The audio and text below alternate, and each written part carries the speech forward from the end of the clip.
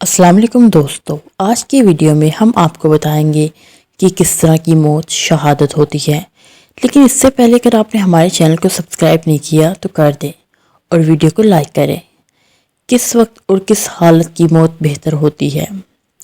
رمضان اور عرفہ کے دن کی موت آپ صلی اللہ علیہ وآلہ وسلم نے فرمایا، جس کی موت رمضان میں ہو وہ جنت میں داخل ہوگا، اور جس کی موت عرفہ کے دن ہو جائے وہ بھی جنت میں داخل ہوگا۔ جمعے کے دن کی موت۔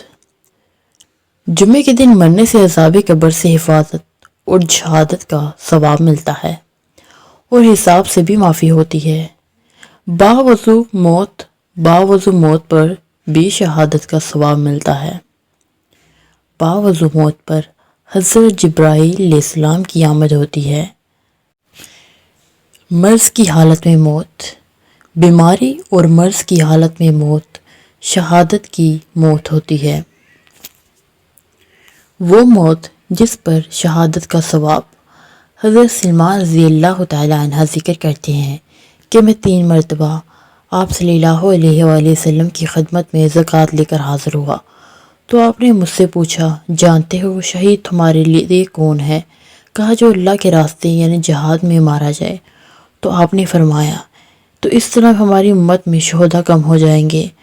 خدا کے راستے میں موت بھی شہادت ہے، طاعون میں مرنا بھی شہادت ہے، حالت نفاس بچے کی ولادت یا اس کے بعد خون آنے کی مدت میں مر جائے تو بھی شہادت ہے، حمل میں مرنا بھی شہادت ہے، ڈوب کر مرنا بھی شہادت ہے، ٹی بی کے مرض میں مرنا بھی شہادت ہے، پیٹ کی بیماری میں مرنا بھی شہادت ہے، مسافرت کی حالت میں مرنا، وطن سے دور مسافر کی حالت میں مرنا بھی شہادت ہے، وبائی امراض میں مرنا، وبائی امراض، طاعون، ہیضہ میں مرنے والا شہید ہے، طالب علمی کی حالت میں مرنا، طالب علمی کی حالت میں مرنے والا بھی شہید ہے۔ مومن کی موت۔ مومن موت کے وقت خدا کی ملاقات کا مشتاق ہوتا ہے۔ مومن کی وفات پر آسمان کے 2 دروازے روتے ہیں۔ حسن عمل کے ساتھ طویل عمر بڑی اچھی بات ہے۔ نیکی کے ساتھ عمر کی زیادتی بڑی مبارک بات ہے۔ لوگوں میں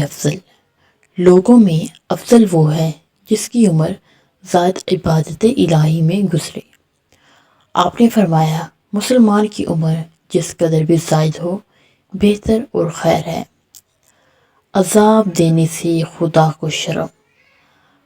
آپ صلی اللہ علیہ وآلہ وسلم نے فرمایا، اللہ تعالیٰ کو شرم آتی ہے اس بات سے کہ اپنے بندے کو جب کہ اسلام پر بڑے ہوں عذاب دے۔ 40 سال اور اس کے بعد کی عمر کی فضیلت۔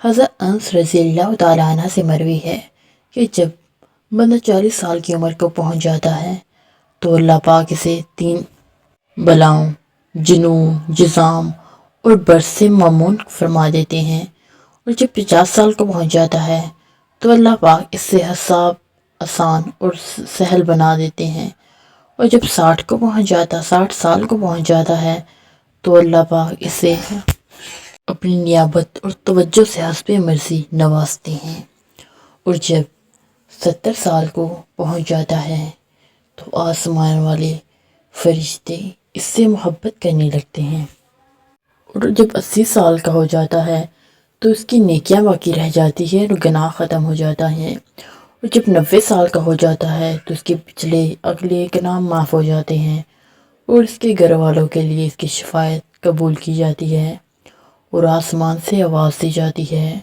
کہ یہ اللہ کی زمین پر اللہ کا اسیر ہے۔ حضرت ابو ہریرہ رضی اللہ تعالیٰ عنہ کی روایت میں سے ہے کہ 60 اور 70 سال کی عمر میں اللہ پاک اسے معذور قرار دے دیتے ہیں۔ اس امت کی عمر اکثر 60-70 کے درمیان ہوگی۔ 70 سال پر آسمانوں والوں میں وہ محبوب ہو جاتا ہے۔ خاتمے کا اعتبار۔ آپ صلی اللہ علیہ وآلہ وسلم نے فرمایا کہ اعمال کا دار و مدار خاتمے پر ہے۔ جس کا خاتمہ کلمہ توحید پر ہو وہ جنت میں داخل ہوتا ہے۔ نزع کی حالت میں کلمہ کی تلقین۔ آپ صلی اللہ علیہ وآلہ وسلم نے فرمایا، اپنے مرنے والوں کو لا الہ الا اللہ کی تلقین کیا کرو۔ کلمہ کی تلقین کے ساتھ ایمان پر ثابت قدمی کی دعا کرے۔ مرنے کے وقت تلقین اور جنت کی بشارت سنائے۔ موت کے وقت کلمہ نصیب ہو جائے تو جہنم حرام ہو جائے گی، اور کلمہ نصیب ہو جائے تو اس پر جنت واجب۔ نماز کے پابند کو فرشتوں کی جانب سے تلقین۔ ابو حاتم نے حضرت جعفر بن محمد سے نقل کیا ہے کہ ملک و موت نماز کے اوقات میں لوگوں پر نگاہ رکھتے ہیں کہ کون نماز وقت پر پڑھتا ہے اور کون نہیں۔ پھر موت کے وقت وہ دیکھتا ہے اگر ان لوگوں کی جانب سے شیطان اس سے دور بھاگ جاتا ہے، فرشتے اس کو کلمہ پڑھنے کی تلقین کرتے ہیں۔ اس حالت میں بوقت موت آدمی کو اپنے ٹھکانے کا پتہ چل جاتا ہے۔ محض موت راحت کی بات نہیں بلکہ مغفرت ہو جائے تو راحت کی بات ہے۔ اچانک موت کا حادثہ مومن کے راحت، فاسق کے لیے حسرت کا باعث ہے۔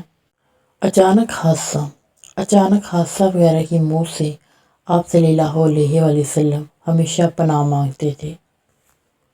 اچانک موت گدھے کی موت کی مانند ہے۔ اچانک موت ہارٹ اٹیک قرب قیامت کی علامات ہے۔